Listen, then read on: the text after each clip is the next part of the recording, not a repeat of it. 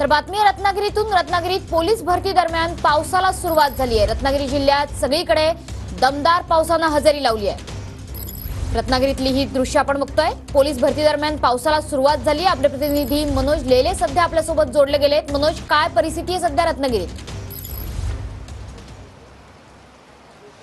मनश्री, सकाळपासून या ठिकाणी रत्नागिरी जिल्हा पोलीस दलाच्या माध्यमातून पोलीस भरती सुरू झालेली आहे। 149 पोलीस शिपाई आणि 21 चालक पदांसाठी या भरती प्रक्रिया होते आहे। मात्र सकाळपासून सुरू झालेल्या या प्रक्रियेमध्ये पावसाचा व्यत्यय आलेला पाहायला मिळतो आहे। तुम्ही बघू शकता की आपण सध्या पोलीस ग्राउंड मैदानावरती आहोत आणि या ठिकाणी पावसाने धुवाधार या ठिकाणी हजेरी लावलेली पाहायला मिळते। मात्र असाच जर पाऊस राहिला तर उमेदवारांना या ठिकाणी निराश होण्याची आवश्यकता नाहीये।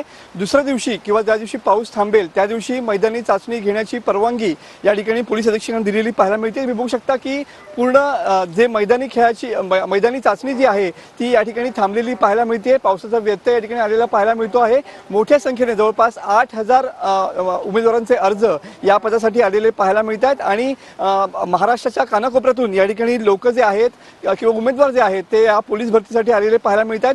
चोख अशी पोलीस दलाच्या माध्यमातून या ठिकाणी मैदानी चाचणीची यंत्रणा जी आहे ती राबवण्यात आलेली होती। मात्र पावसाचा व्यत्यय या ठिकाणी आलेला पाहायला मिळतो। त्याच्यामुळे आपण बघतोय की रत्नागिरीत ज्या ठिकाणी पोलीस भरती सुरू आहे त्या ठिकाणी मैदानी चाचणीमध्ये पावसाचा व्यत्यय आलाय।